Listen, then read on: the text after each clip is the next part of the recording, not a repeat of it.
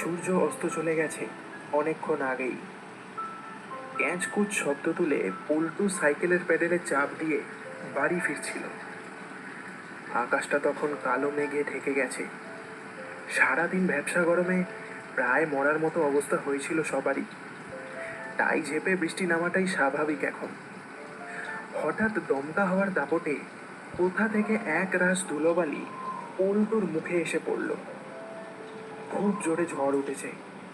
আশপাশে দাঁড়িয়ে থাকা তাল আর নারকেল গাছগুলো হাওয়ার দাপটে একদিকে কাত হয়ে যাচ্ছে। আর বেশি দেরিও হলো না, ঝমঝমিয়ে আকাশ ভাঙা বৃষ্টি নামলো। পল্টু কোনো রকমে সাইকেলটার গতি বাড়িয়ে বিশুদার চা দোকানে গিয়ে পৌঁছালো।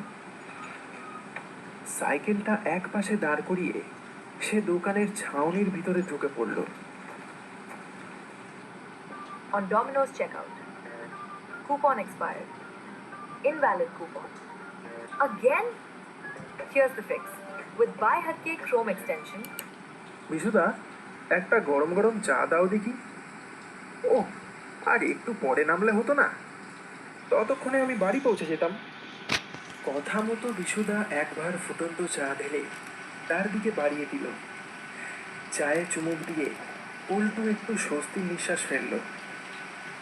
ও, আজ যা গরম ডেকেছিল সারাদিন, বৃষ্টিটা নেমে সব একেবারে ঠান্ডা করে দিল। কি বলো? তা যা বলেছিস বাপ, এই পচা গরমে কেউ দোকানে চা খেতে আসছিলই না।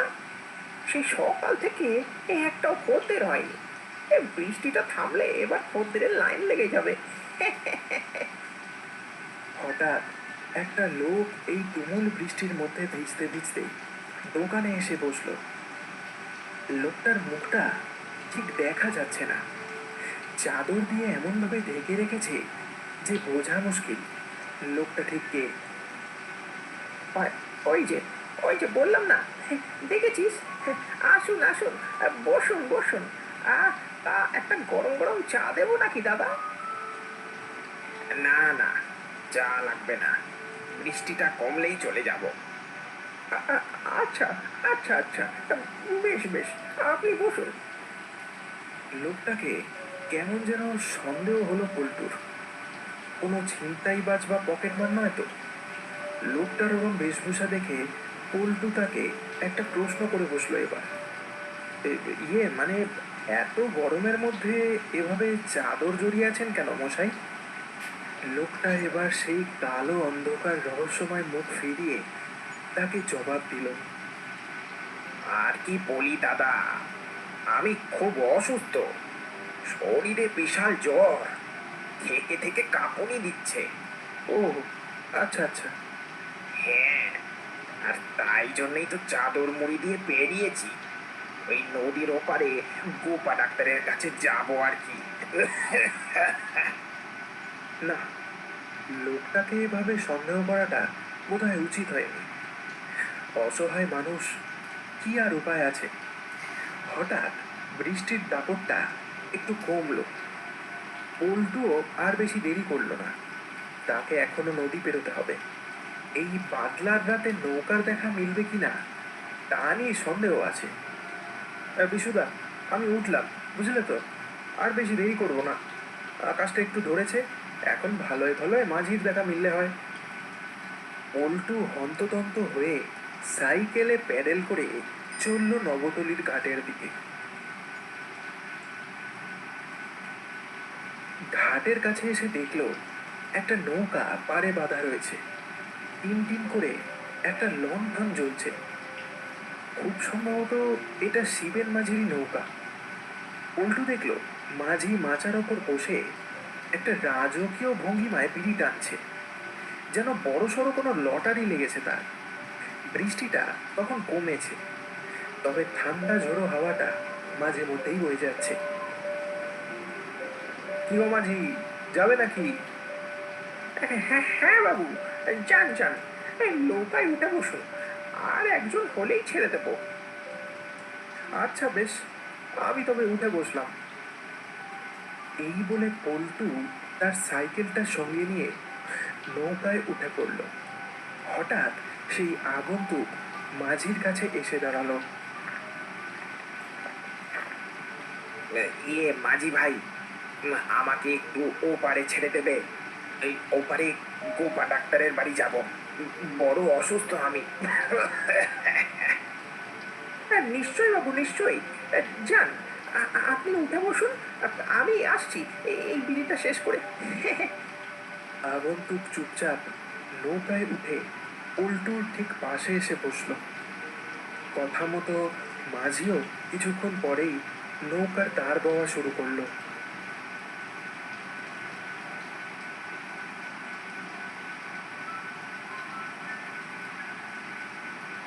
নদীর ওপর দিয়ে নৌকাটা তখন হেলতে দুলতে চলেছে তার গন্তব্যের দিকে। উল্টু হঠাৎ একটা ব্যাগ নৌকার খোলের পাশে পড়ে থাকতে দেখলো। ও শিবেন্দা, এই ব্যাগটা কার গো? এই দেখো, এখানে পড়ে। মনে হয় তাড়াহুড়োতে কেউ ফেলে চলে গেছে। হ্যাঁ, দেখেছি। গত পরশু রাতে একটা লোক উঠেছিল, নামবার সময় তাড়াহুড়োতে ওটা ফেলে চলে গেছে। আমি কতবার পিছু ডাকলাম, বেটা কানই করলো না, তাই ওটা রেখে দিয়েছি, দেখতে পেলে ফিরিয়ে দেব। ও সত্যি, রাস্তায় বেরিয়ে এমন তাড়াহুড়ো করার কি দরকার কি জানি। কি না কি দরকারি জিনিস আছে হয়তো ব্যাগের মধ্যে। তুমি ব্যাগটা খুলে দেখেছিলে নাকি? ইয়ে মানে, না না, আমি দেখিনি বাপু। লোকের জিনিসে হাত না দেওয়াই ভালো। যার জিনিস তার দরকার হলে ঠিক এসে নিয়ে যাবে। উল্টুর এবার একটা কথা মনে পড়ল।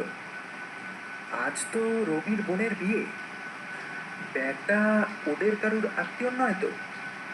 হয়তো তাড়াহুড়োতে ভুলে চলে গেছে। শিবেন্দা, আজ তো রবির বোনের বিয়ে, তাই না? কি জানি, আমি ওসব খোঁজ খবর রাখি না বাপু। হ্যাঁ, আজ ওর বোনের বিয়ে তো, ওদেরই কোনো আত্মীয়র হবে হয়তো এটা। হয়তো তাড়াহুড়োতে ফেলে চলে গেছে। মাঝি এই কথায় তেমন কোনো গুরুত্ব দিল না। পল্টু ব্যাগটার দিকে বারবার ফিরে তাকালো। কোথাও একটা ভুল হচ্ছে তার, এমনটাই মনে হলো। ব্যাগটা সে আগেও কোথাও দেখেছে, কিন্তু ঠিক মনে পড়ছে না। এবার ভালো করে দেখে তার মনে পড়ল, এই ব্যাগটা তো তার বন্ধু রবির। রবি এই ব্যাগটা সঙ্গে নিয়ে কাজে যেত। আরে শিবেন্দা, এটা তো রবির ব্যাগ। রবি এই ব্যাগটা নিয়ে তো শহরে কাজে যেত। এটা তোমার কাছে এলো কি করে? কথাটা বলা মাত্রই হঠাৎ নৌকাটা মাঝ নদীতে এসে থেমে দাঁড়ালো। ঝোড়ো হাওয়ার দাপটে থেকে থেকে দুলে উঠছে নৌকাটা। কর কর শব্দ করে কোথাও একটা বাজ পড়ল জোরে। বিদ্যুতের আলোয় মাঝির মুখে দেখা গেল এক কুটিল হাসি।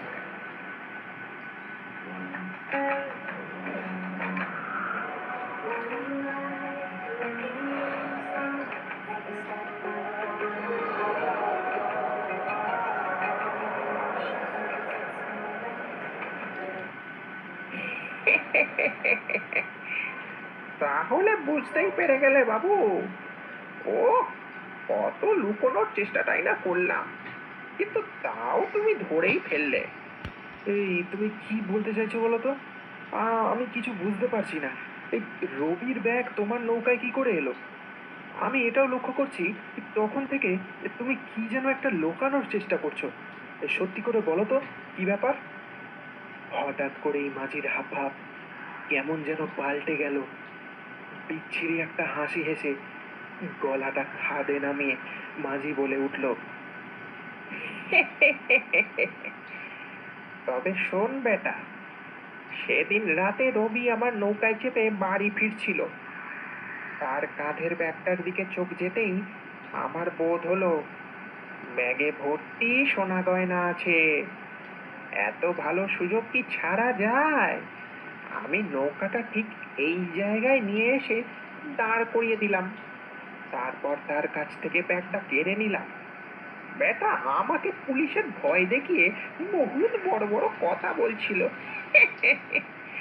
আমিও কি কম নাকি? আমি মাঝি বটে, তার টেনে টেনে দুটো হাত পাথরের মতো শক্ত হয়ে গেছে আমার। এক ধাক্কায় দিলাম বেটাকে এই নদীর জলে ফেলে। গয়নাগুলো আমি বেচে তার বিনিময়ে অনেক টাকা পেয়েছি।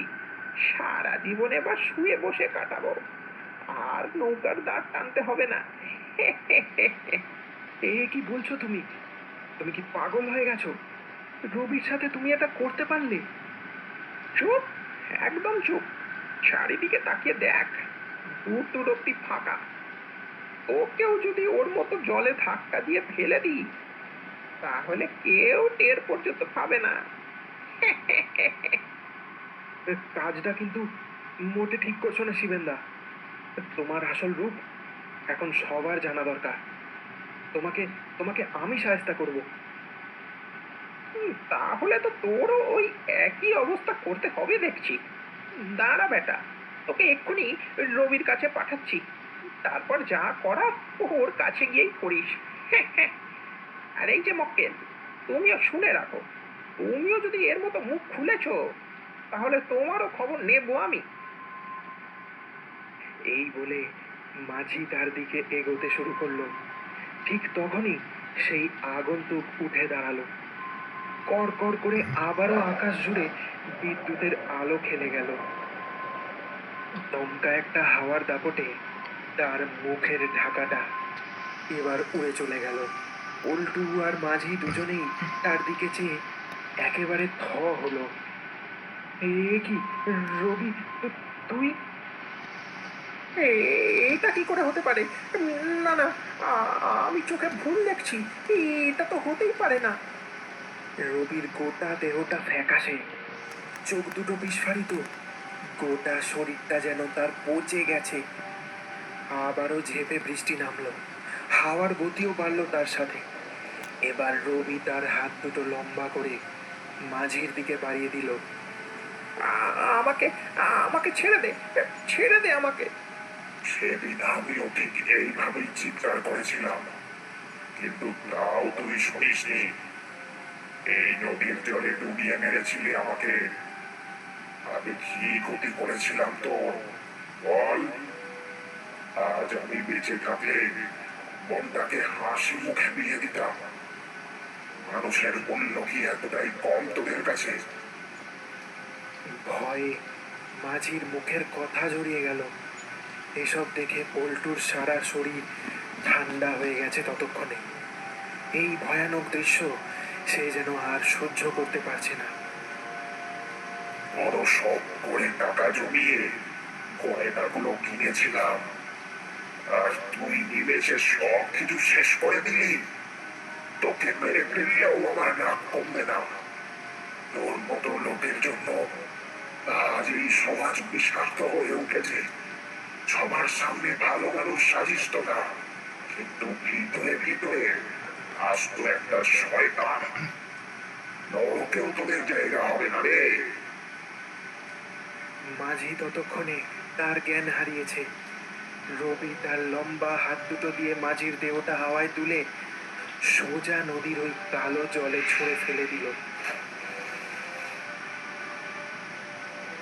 তারপর এক ভয়ানক অট্টহাসিতে ফেটে পড়ল নবদলির এই নদী।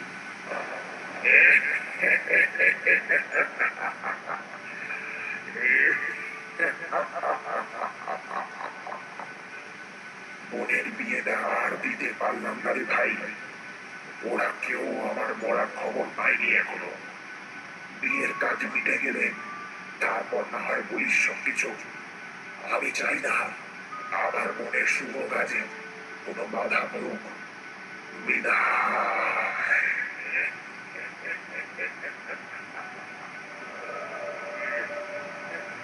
এই বলে রবির দেহটা আস্তে আস্তে বাতাসে মিশে গেল।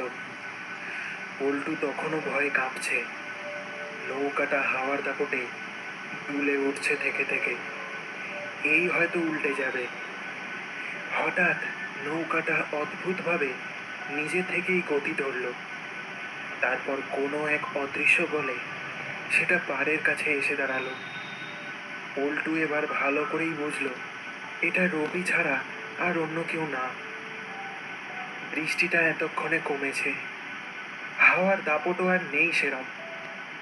কর কর করে জোরে আবারও কোথাও একটা বাজ পড়ল। পল্টু এখনো পর্যন্ত এসব বিশ্বাস করতে পারছে না যেন। বড়সড় একটা ধাক্কা লেগেছে তার মনে। কি থেকে কি হয়ে গেল, এমনও কোনো দিন হবে এটা সে স্বপ্নেও ভাবেনি। তার একবারের জন্য খালি মনে হলো দূরের ওই অন্ধকার তালগাছটার পিছন থেকে কেউ যেন তাকে দেখে যাচ্ছিল এতক্ষণ ধরে। পল্টু আর বেশি কিছু ভাবলো না। সাইকেলের প্যাডেলে জোরে একটা চাপ দিয়ে কোনো রকমে সেই জায়গা ছেড়ে চলে গেল। তাল গাছের পিছন থেকে সেই কালো ছায়াটাও এবার হাওয়ায় মিশে গেল। কড়কড় শব্দ করে জোরে একটা বাজ পড়ল।